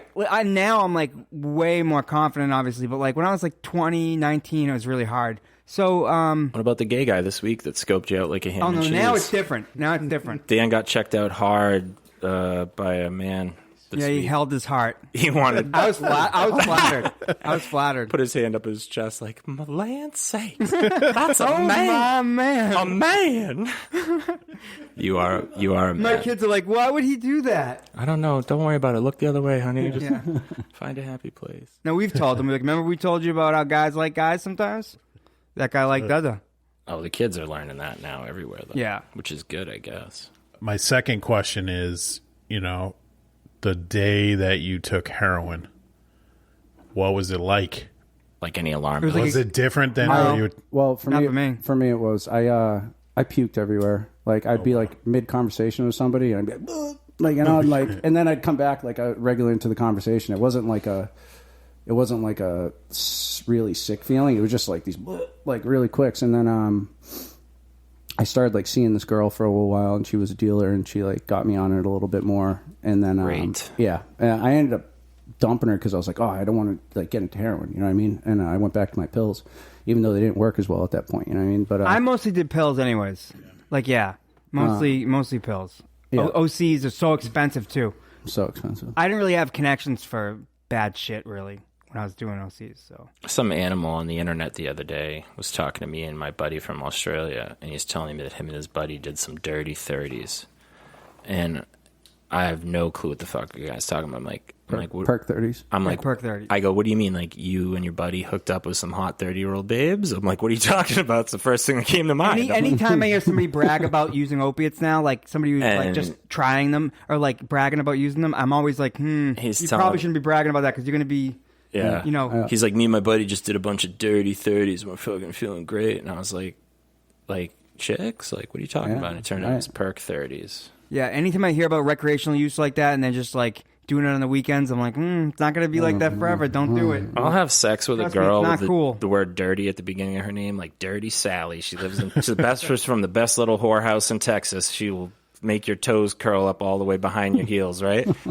I'll do that. But, like, I'm not going to put anything in my body that says, like, it's called Dirty 30 or, like, Dirty this. I've never heard that Dirty one. anything. I haven't either. I've heard a lot of different names for them, but not 30-30. Well, it's a good name, and I definitely... Maybe it's Australian. You know what I thought? We were talking about kids are getting subjected to basically, like, bisexuality and homosexuality in the media. And booze and all these other drugs and stuff that we use are always depicted in the media and movies and stuff. What I thought was super fucked up, and I don't know if you guys saw it, was the movie, and I love the movie, Mars with Matt Damon. He's trapped up there all alone.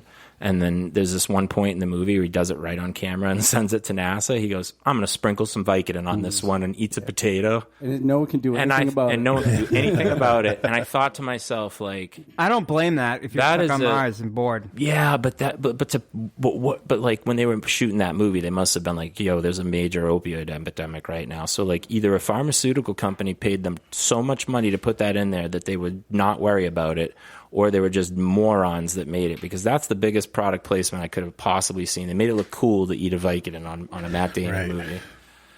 And that sucks. All right, so just back to your heroin experience. Like, you said that it was different than the pills. Like, yes, it was stronger. Right, yeah, okay. It was stronger. Right. But that's when fentanyl was coming out. So oh, shit, okay. I don't care what anyone says, fentanyl's, and it's proven that fentanyl's way stronger than OCs or anything like that. It's a synthetic opiate, or it's just like distilled really pure? What is it? No, it's synthetic.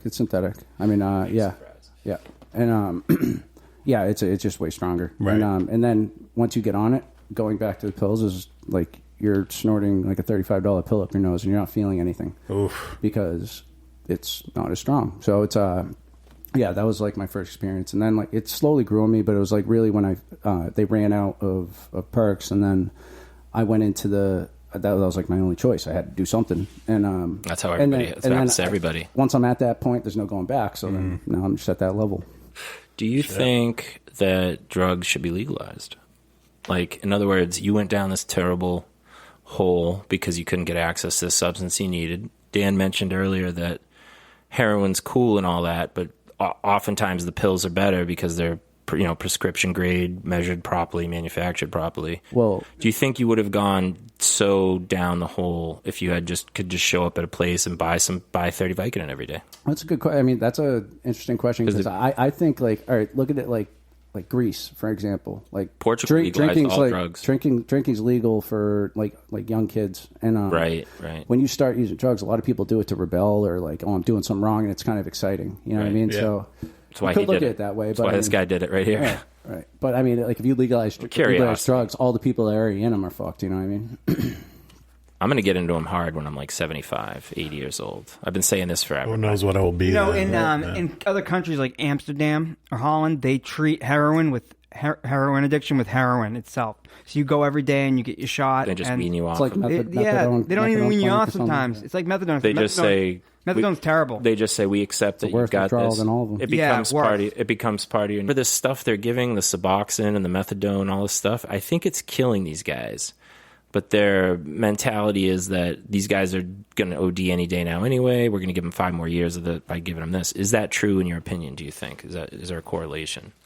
Well, I don't believe in... I mean, I personally don't believe in, like, the use of, like, methadone and Suboxone, because... I mean, it works for some people, I guess, but, like, you get addicted to that shit right afterwards, and then you're on that. And methadone's even worse to get off of. Like, I'd say it gets into your bones or your bone marrow, and, like...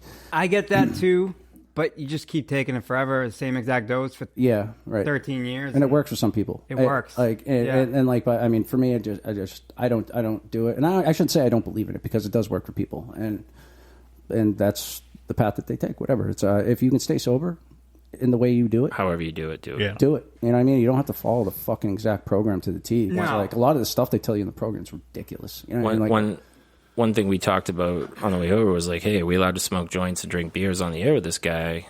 because a lot of like people that go to AA and stuff are like, nope, you can't do anything. No Robitussin. And I don't believe it. They wouldn't let me take NyQuil when I had a stupid. cold. Like you're gonna get addicted to I'm NyQuil. like, come on. I don't subscribe to that theory because I feel like you guys have to learn how to get out there in the world and just live and be around people. And the reality is people are out there having a couple of pops, a couple of puffs, a couple of snorts, whatever they're doing every day. Oh yeah. And it sucks that you guys fell so down a hole where you were so out of balance with it and that it consumed you. But now that you're back and you're trying to live in the world, you got to learn to deal with it. All right, dude. Life still comes at I you couldn't like a even. hurricane, I dude. can't even use it if I want to. It wouldn't work on me. I have no Opiates desire wouldn't work to. on me. I have opiate blockers in my body. It will not work on me. So it doesn't make a difference. I talked to you on Easter and I was asking you if you felt like thirsty for it, and you said no. Nope. I have no feeling toward it. I mean, I just More like it's you not. hate It's, it. it's unattractive to me right now. But at the beginning, sometimes you feel pressure to say something like that. Like early on, Agreed. when you're still having cravings, you'll tell people, "No, I'm not having cravings right now," because you don't want to have that. Have them not satisfied with your Agreed. progress or anything like that. Even though it's part of your progress is to be. Dude, is it's to so crave stuff. complex, dude. Sobriety's so complex. It's Yeah, fuck- there's it's a mind fuck. nuances. Yeah. You have to ask 2 questions when we go rapid fire. So get it ready. That means we got to think of them while we're talking. Oh my God, that's brutal. You have to think of 2 things. All right, fine. We'll come up with a list. We'll just. Okay. This is what he does. He just fucking drops shit on us in mid podcast. Sorry. He's like, I'm going to surprise him. I like to shift gears. Get on my Well, my road, dude. brain is I on like- addiction right Well, now. you know what? I like to keep the audience I should engaged. know. I should fucking know that when I hang out with this guy, no matter what, I'm gonna be surprised by something.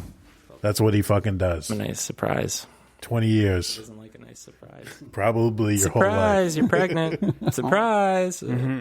It's a switch. It's a gypsy switch. It's the ultimate switch.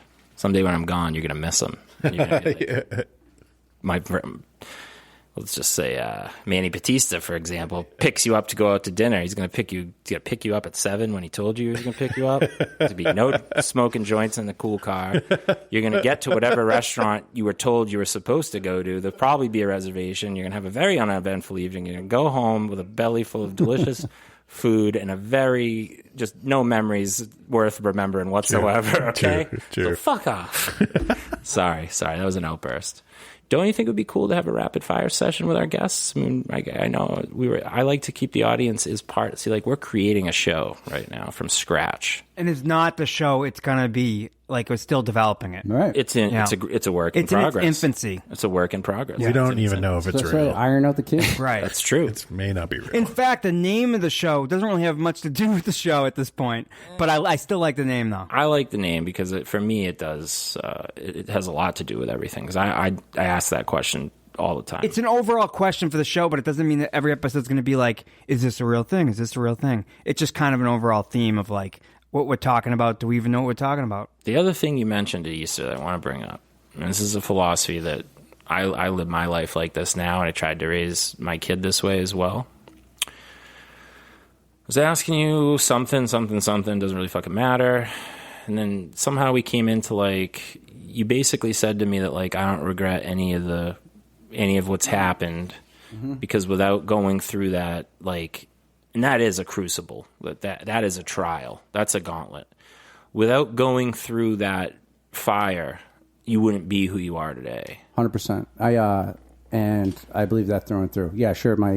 I could say I wasted a lot of years, but like one of the things that keeps me going is the silver lining of things. So like you were learning what you didn't like and what not to do. A lot of people Right. spend their whole life trying to fit this mold that's not for them, and they waste it. That's a waste of life. I honestly think that I am more emotionally stable, and I know myself so fucking well right now, You feel- and like sound inside and out. And it's like one of my favorite things about my sobriety.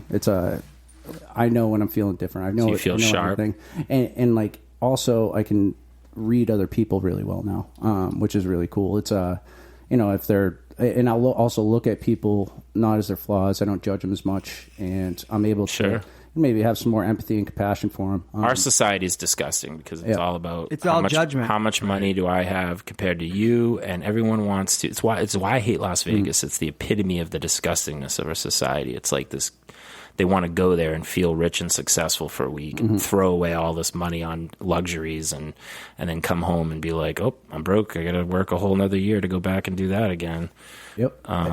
That's it. Like, that's another thing too, is like, I went through so much shit that I am thicker skinned, stronger now. I know the dark side of shit. Like, I'm happy I know that for my son, dude. Like, you know, like, yes, you know what I mean? Time. Like, big time. If I see him like fucking up, I could see the early. Like, I think signs. about that. Yeah. I told You know, my like- wife that. I was like, I will know exactly when my kids are fucking with opiates. You'll be watching them. Oh yeah. Well, for me, it's depression. I had a buddy of mine email me today, told me a bunch of people in his family, but brothers and sisters, had committed suicide over the last few years, and I was really, really hurt by it.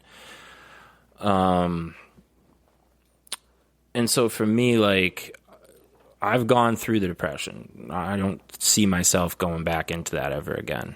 I'm on the opposite end of it, man. I've learned so much about like the world and philosophy, and like, I just don't care about what other people care about. You know, like, I care that my kid's happy and safe, and that's about it. Once that's taken care of, I want to get laid, smoke some weed, play some video games. Like, that's it. I could do that every day in like a Groundhog Day scenario, and it would never get old.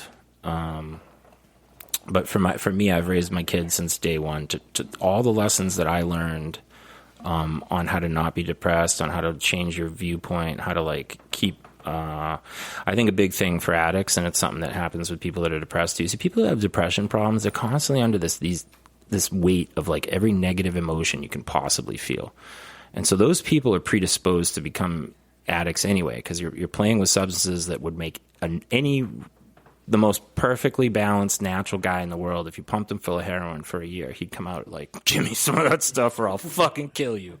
You know what I mean?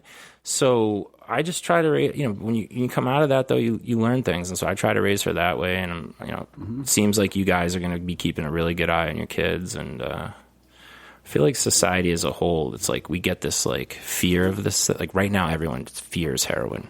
We know it's killing people, but like we'll go through a period where we're all gonna like kick it, and there's gonna be there'll be a social movement where a lot of people get off of it, or they'll bury it under the sand again and stop putting it in the newspaper, and no one will care about it. Hopefully, they do it the right way this time. Remember the crack epidemic? Dude? That's Right. Ultimately, the kids are going to lose their fear of it, and then they'll get back into it, and then there'll be an epidemic. And then there'll be some new people that come, and they're going to be like, we got to fix this. We got to change society. It's going in the wrong way. Then they'll fix it. Well, I think one of the good things is the stigma on drugs is changing. I agree on that. And the way they view them. Grass is almost nationally legal. Yep. Mushrooms are right around the corner. Yeah. Yep. If you were an addict, dude, everyone looked at you like you're the worst person in the world. It's not like that. Well, People, they do shitty things is what happens. Well, yeah. You're not right. yourself, man. You're No, under a you're not. spell. I mean, Yeah, you're not yourself. That's the You're problem. stealing. Like my buddy Jeff had a brother who had a real bad problem. He was stealing from him everything. I mean, you'll steal stuff. But even that, it's what we're fucking told. Like I said earlier that I got involved in a organization, and my views have changed 100% on it. Because I still say shit sometimes that's probably not right, but it takes a while to You're only human. not break your what you've been taught your whole fucking life about drugs and the bullshit they fed us. Yeah. Even though, like this current epidemic started with fucking doctors and companies, Big pharmaceuticals, which is what we jerk off about all day. They're running the company. They're running the country. They got the legalization for their drugs, and then they pump the streets full of them Yeah, I know it's a really bad thing. Everyone knows it, but Yeah, no one's gone to jail yet. It's like you're saying, like, Those it's guys pumped should into be- your brain, like, or like your whole life. It's a way to equivalate that, whatever that word is like you're trying to change like an old timer, like an old white Southern guy to Can't teach an old dog new appreciate tricks. black people or something. Yeah. You know what I mean? Like, they always look at it like, stuck in their mold. yeah, right. There's no changing. Yeah, you got to stay pliable. You got to stay loose if you want to adapt. Any organism that doesn't adapt to its environment can't survive.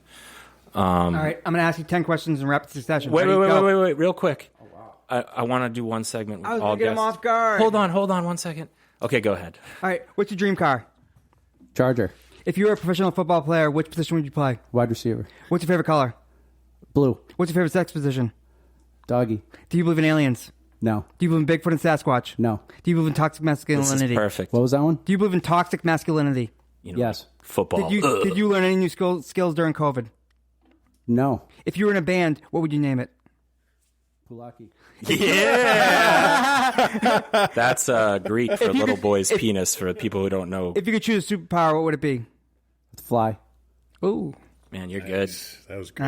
nice. That was excellent. You are sharp. You did great. See, that's what we need. Hot We need a hot seat. We need a hot seat. I like. I asked. I go. Dan. I whispered to him. I'm like, Dan, come up with 2 questions to ask. That was written Came by up the with King 10. Drista. He looked at me like. That's it. That's it. No, that was written by her. Yeah, you're King good. Drista, we need to bring back. He looked. No, you should be on the show every week as like support. He And take slash and take photos and Yeah. stuff too. support slash shepherd slash security guard slash babysitter chaperone. Yeah. You have a lot of hats to wear.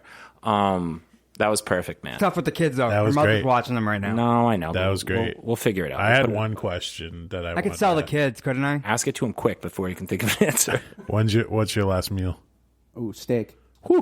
Wow. That's a man's meal. See, now this is what I'm talking about. Maybe a freeze pop. Yeah. Not just one. You can't just have one. Might wash it down with 2 boxes of You at freeze least pops. 20. Might go to Costco and come out one of those family-sized packs and just be like, throw it in the freezer. And You know the problem is when you first get them, you gotta wait till they freeze, but then you start eating them early. we're Gotta what you gotta. we're assuming this is happening at like a prison, but it could be in like a hospital or something, right? So whoever it is that you're instructing to cook your last meal, as the steak's like reaching rare like temperature, you're like, what? How hot's a steak? All right, take the first 5 freeze pops out of the freezer, get them ready because I want them mushy when they go down. And then like when you're on your 3rd one, you're like, okay, get the other 5 out. No. When I'm halfway through my to steak, sit on the freezer. Get, All right. get me a sheet so I And then can once sit you're on it. warm, once you're warmed up, we'll get a tube and just start feeding you freeze pops down a tube. The sit on the freeze pop move is fucking legendary. What are they thing. putting in that stuff? Sheet at That's a the time question. too. Yeah. That's the question. What are they putting in that? Sugar and red 30. Exactly. And cherry flavor. Yeah, and but- whatever What's they are. red 30 though? That's the question. It's like a dye, chemical dye. I know you see Whatever it, they It's supposed put to in, make kids hyper. but we don't really know what it is. whatever they put in No. the flavor ice ones, those are the only ones Yeah. I like. Like, Oh yeah. they try to make like knockoffs, and they're just not good. knockoffs are not the same thing as flavor ice. Flavor ice is the original that we had when we were kids, and it's way Oh. better. So if you get like knockoff freeze pops, I can eat them all day, but there's something missing in them. in a pinch, you'll take. I'll take them. You'll take 20 of them. In a I'd pinch. rather have flavor ice freeze pops. They're thin. Oh, they're so good. Come out The smooth. cherry. They're yeah. just made right the first time. Yeah, I agree with this. What do you like? What do you guys do? Do you like to let one melt and suck the juice out, or A little bit. No, they Just- got to be slushy. is that the Yeah, bonus at the end? slushy. No, It's Or gotta be actually, slushy. you know when you pinch the side and it turns Yeah. into Yeah, Do I, it's the do best. I say this right? Oh I say, my ooh, I God. found flavor ice, right? Oh my But I hate god, the that's fake the stuff. best. Yeah. Yeah. You people are sick. Yeah. I need to come up with a new place for flavor ice people to dwell. I don't know. We could have support groups for that. What I was saying earlier about knowing yourself, man. You're our first rapid fire test guy, Did but fucking well. Thank you. Exceptional. you answered all the things like you knew what was important and what wasn't right away. You were like steak, fly. Like for me, I want to breathe underwater, like Aquaman. Aquaman. Yeah. Flying would be cool, but I'm afraid of heights. I want to move things with my mind like a Jedi, Yeah, I know. just so I can like pick something up. All right, that's my rapid fire question. You can have one of the two, a lightsaber or the Force. Which do you want? Force. That one 'cause took you the longest to answer. If you don't have the Force, you'll kill yourself with that lightsaber. Yeah, Right, super. right. dangerous. Right. It's super dangerous. You'll lop your own. don't- Cut yourself. People don't get You can it. do so Yeah. much more with the Force. Yeah, with the Force you can do a lot, and I you can use agree. a sword. You don't need the lightsaber. You could use a the Force to take someone else's life. I've always had the same answer. The Force, obviously. Force because you can get a cool weapon. You don't necessarily need a lightsaber to be a Jedi. Early Jedi had swords. There's so many of these questions like who would you kill if you could kill any celebrity? You know what I mean? Like, Yeah, right. We have Tom Cruise. It can't be the same questions every guest. All right. Second question, and this we'll just. I think you can say whatever you want after this for free time if you have any kind of like messages that you want to leave to our unborn children's children who may get to hear this someday. Anything you want to plug? But I'm going to give you 3 names. One gets left off the list. The other 2 are president and vice president. No man. Okay? Here are the names. The Rock. Dwayne Johnson. God, that's the obvious. same person. That's one guy. Oprah Winfrey. Elon Musk. Who The Rock for president, Musk for vice, and See you later, Oprah. Oprah gets kicked? Oh, Oprah definitely gets kicked from I don't like Wow. I go Oprah, and then I'm on the fence hard as... Oh, no, the Rock is going to be president. I feel like The Rock... That's gonna happen. I feel like The Rock would do a good job. Elon's got He's got Actually, a lot of you know projects what? on his plate right now. I feel like he Now that you say can't it, be like, bothered with that stuff. The Rock would be like the bodyguard vice president, maybe. Actually, you're talking about Elon Musk is much smarter. He's good at Yeah, PR. but he doesn't. You got to understand how a government works. He just wants to do, and doesn't Right. want wants to to talk just about achieve shit. All He right. doesn't care what it Balances, costs. He wants you it know? done. Yeah. He wants to make it, baby. Right. Him and the Elon Rock Musk. is a physical presence, dude. You know what I mean? Like Elon Musk is like that too. He's a very like, I don't want to hear no. How are we going to get to Mars? Let's fucking make it happen. If you put those two guys in the driver's seat, I bet you some crazy shit would happen. Well, think about it. Like he invented, SpaceX Dude, PayPal too. A lot of stuff. grow past fucking NASA because NASA didn't. They were wanna going too go. slow. Yeah. Yeah. What do you think? What do you think, Dix? You got anything you want to? You got any messages you want to leave? Any What do you words want of to wisdom? plug? like a too. positive thing. Like I'd say that as a father, I'd ask your kids if you have them to. There's a lot of things that kids grow up like emotionally. They're like not fully emotionally stable. Be there with your kids and ask them why. And like if they're using at a young age, there's probably something going on deep inside them that's like fucked up. Or be present, be aware. Just say, as much as you can. I know it's like not easy for a lot of people because they haven't gone through it like me or Dan or anything. But that's it. I guess like if you want to talk for addicts. And then secondly, one of the biggest, like I just want to reiterate the fact that like I'm so happy with my life right now.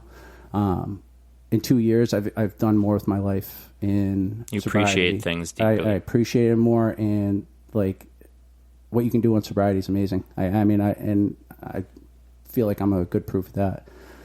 And I'm just happy to be here. I'm lucky to be here alive, man. My ex saved my life, and I have a lot of things to be grateful for today. And Do you owe my brother that's for that in a roundabout kind of way? do I? Yeah, maybe. You might. Yeah, you're You might be in Let's his see pocket. the start. He's technically her friend, and you met her through him. Anyway, thanks for being on, man. I thought it was really good. We could go this. for 10 hours. Yeah, was I good. was just gonna say, man, I could keep going for a while. Yeah, it's a good relief. This is a topic I beat to death, and I can still talk about it. I guess the last things I want to tell everyone, we should have started out with some of this, is that we are on Instagram now, and what do we? Instagram, How do we do it? Facebook, How do you find us on the Instagram? Facebook, Instagram. That might not be a real thing on Instagram. Just spelled out, just like spelled that. out, all one word.